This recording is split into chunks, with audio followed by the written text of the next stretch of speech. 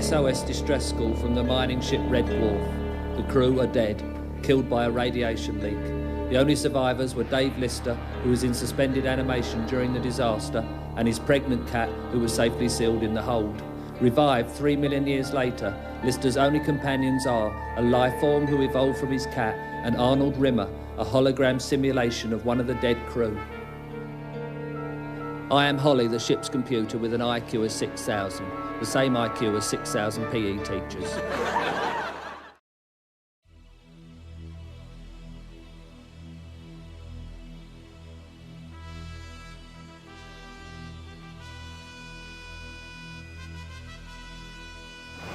Hey, what's up, smegheads? It's Lost Boy.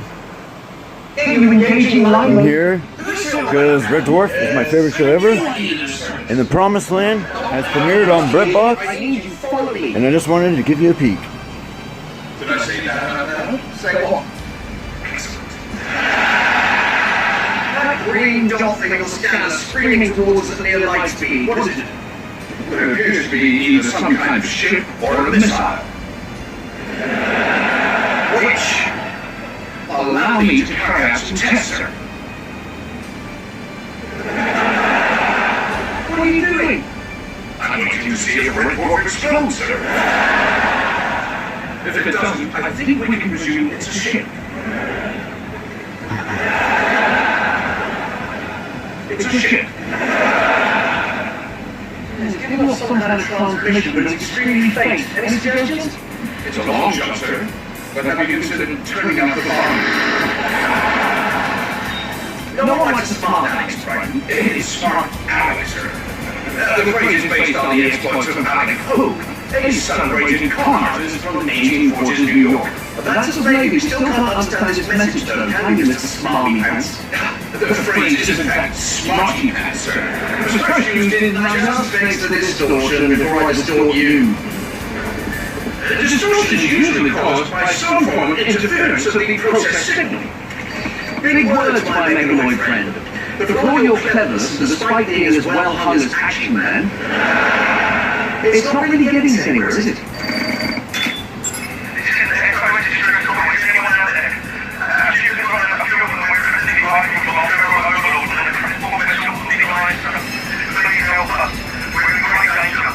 But SOS distressful. Try and establish a list. Seldom frightened. We've reached an age now where it's time to enjoy the home comforts and curl up by a winter fire and keep taking our various medications to keep us sprightly. Not bored derelict ships who have to flee from giant genetically engineered man-eating cheese. Well, I'm sure Mr. Lister won't agree with you, sir. Don't tell it then. In fact, erase all memory of the distress call from your memory. That's an order. Yes, sir. Did you do it? Did I do what, sir? Did you erase the SOS distress call from your memory? Who received the SOS distress call? Damn, why did I say that? Right. Erase all memory of me asking you to erase all memory of the SOS distress call from your memory. That's another order. Yes, sir. Have you? Have I what, sir? Have you just done what I asked you to do? You mean, have I fixed the distortion? What are they fixing the distortion? Sir! I think they received an SOS distress.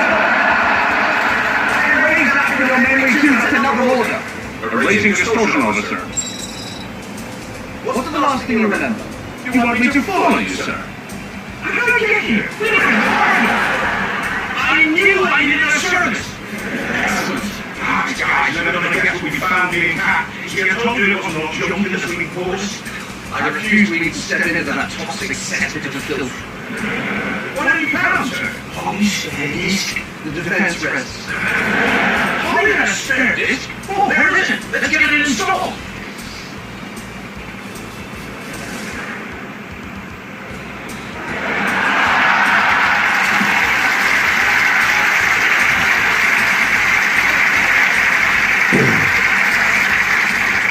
That's his disk. I think the guys took the forefront of advanced technology. People couldn't believe how they managed to cram an entire operating system with a continuing disk. Hold on, we're missing the home. We're looking for that bigger than the Incredible Hulk butt crack. I always always wondered what this was for.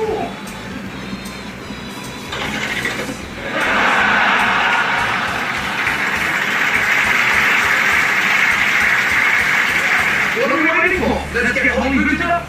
Bring it around. To me. Higher.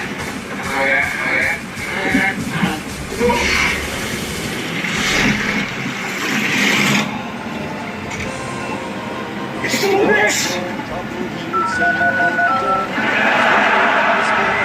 Get to the ship.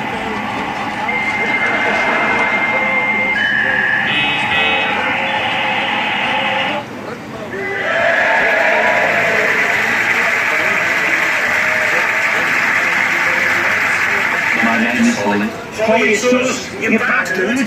I'm Red Dwarf computer. I have an IQ of 6,000. What's wrong with it? It's been in the harbour for 3 million years. Leaning up against the damn wall. I should have made it better, not worse. Who are you? Please explain. Of course. He's returned to factory settings. He doesn't know who we are. Polly, allow me to introduce myself. I am first technician Arnold J. Rilla, BSc, SSC. Acting senior officer of Red Dwarf. This is Brighton, an unimportant sanitation droid. Cat, a feline sapien. And Lister, a human, or so he maintains. I can't find any record of Brighton or a cat in the ship's manifest. No record? I've got this cat on board for 30 years straight! That's because we went part of the original crew of Cat descended from domestic outcasts, and we found Brighton as a crashed ship that no 5.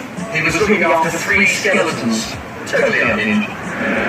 But now I'm Red Dwarf, fitting right in. So anyway, I've been a huge fan of Red Dwarf my entire life. And, you know, it all started with this book. Oh, I put my face like...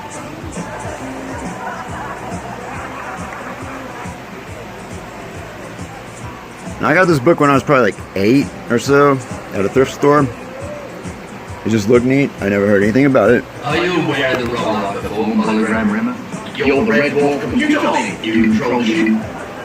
And I read it. And I fell in love with it. And then I read it again, read it again, read it again. Then I realized that there were a couple other books out. Better Than Life, which is a sequel. And then further on down the line, after Rob Grant and Doug and Daylor kind of parted ways, I guess, with writing abilities. I'm not for sure on the backstory there. I didn't want to get into any drama with Red Dwarf. I love Red Dwarf. But anyway, we've got Last Human. Backwards. And as you can see, I'm a pretty avid collector. We've got the Obama kind of election poster for Hope, but it's old Smeghead there, remember? Chris Berry to Smeg. And I just got some of my DVDs. Got the official Space Corps Survival Manual. London Jets t-shirt. Lister's favorite 0G team. Smeg in the Heads. That'd be Cat's Group. Kind of play off with the episode where he did Tongue-Tied.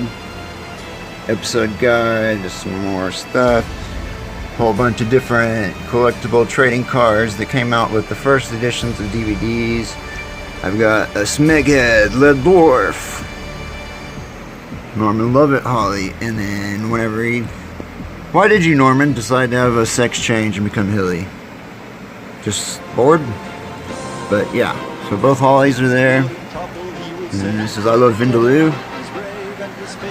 And you know, we got that classic Rimmer photo there, which is also, I've got framed with his catchphrase whenever they were trying to get the polymorph. Let's go out there and twat it. Because, you know, the polymorph takes your emotions away from you, and Lister lost any fear, so he's just out there and ready. Balls to the wall, kill it. Even though he knew it was probably going to kill him. Then I've got my official Jupiter Mining Corporation Red Dwarf logo t-shirt. As well as my Reservoir Dogs homage Boys from the Dwarf shirt. Some more DVDs. Mind you, this is a 50-inch TV, so that's how big, you know, this art is that I framed. And I have every episode on VHS. I remember hunting them down when I was a kid, back whenever they were still selling VHSs in stores. Then when y'all released them in DVD, I believe it was, you know, you did kind of like season 1 and 2, then you waited a little bit, and you did 3 and 4, and so on until throughout season 8. And I got all those. Then I got everything on Blu-ray. That's that, you know, everything from season 1 to, you know, well, I guess, what was y'all's last one, 11? Yeah, 11 was after Backyard. No, 12. I'm sorry, 11 and 12, to me, they felt a little rushed, so it just seems like it's one continuation of a season. I can tell you from watching Promised Land, wow. I mean, I don't know if you noticed in there, they've even gone so detailed now that you can see like rust on Crichton's, you know, metal. I mean, it's just like the last couple of seasons. I love Red Dwarf. I'm never gonna complain about it. I loved it from season 1 whenever special effects were nil to none. The last couple of seasons, like I said, felt a couple slightly rushed, so the special effects weren't, I don't know, I didn't feel like they were top notch for this day and age. But this movie, wow. And the fact that it's a full call from the very beginning, first season, of the cat people, and Lister being God, and where did the cat people go, their whole story, and find that all out. And it's more just a comedy. I mean, this is like, it felt like not just watching an episode or watching one of your straight to DVD movies. It felt like watching a real movie. And I can't tell you how long I've been waiting for this. Doug, Rob,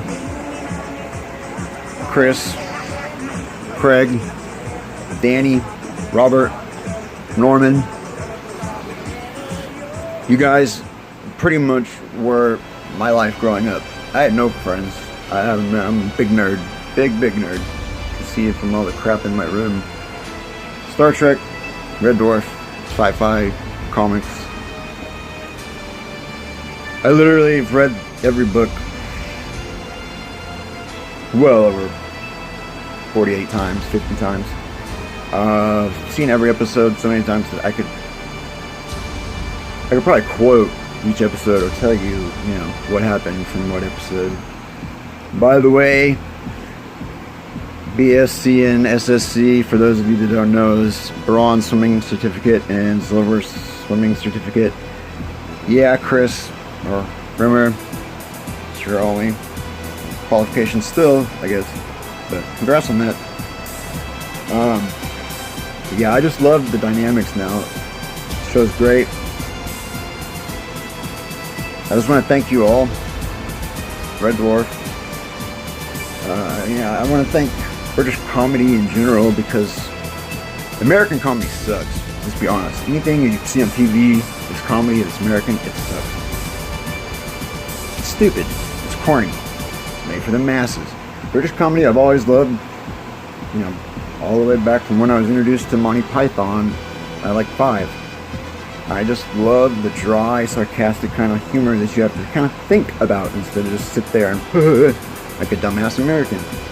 So I've always loved British comedy, and I guess it's kind of put me aside from other people. Never had friends growing up, so, you know, Craig, Mister, you were like my best friend growing up, because I would watch you every day. Chris, remember? You were kind of like the annoying friend that I had. that I would watch every day. Danny, you were just always an excitement, entertainment to watch. Love every scene you're in. By the way, for y'all who don't know, he's also in Blade 2. And Robert, even though they still call you the new guy on set, and you filled in someone else's shoes as Crichton, because the very first Crichton was, you know, just an appearance on one episode. They weren't intentionally going to keep you that character, you know, long term. But man, you guys, I mean, I'm gonna come to tears here, but I'm not. It's Megan, stupid thing to do. But I want to thank all of y'all personally for, you know, I'm in my 30s now. Y'all have been my whole life. I feel like I know everything. I mean, I wish Red Dwarf could go on forever. I really do. But good news is, Promised Land is out on BritBox right now. Watch it. I've already seen it a couple of dozen times. I'm gonna watch it again right now when I'm done with this. Now, see my shirt here. Quarantine. Obviously, we're in quarantine still. Just a fun little fact. Whenever I was watching, you know, behind the scenes on one of the Blu-rays, I guess, and y'all were talking about how now the lighting and stuff, y'all switch over to LEDs and stuff. That inspired me to, you know, do my whole room in LED controlled lighting, which I can control touch of a button. Just got the strips, just like I said in the commentary. But Rob Grant, Doug Naylor, thank you for creating Red Dwarf. Thank you. I don't know that I'd still be alive, because there were some times that literally I'd go to that book on my most depressed days just to get me through the day, even though I read it a million times. Like I said, to the cast, Craig, Chris, Danny, Robert, I mean, you guys, oh, and Norman, of course Norman, how did I forget Norman? You guys really, I mean, I know y'all are big actors, and you know you got fans and stuff like that, and you hear it all the time. You have no idea how much you really have helped me in my life. I might still be a weird loner, but just being able to watch y'all every day and kind of relate and get to know y'all and feel like I'm part of it. I felt like I was a part of something. I still do. And I feel like y'all are like an extended family of mine that I'll always have. And I just want to thank y'all for that, because without y'all, I probably wouldn't still be on this earth, to be honest with you. Depression, shit like that. But as you can see from all this stuff, and all the years I've been a fan, I just want to thank you all.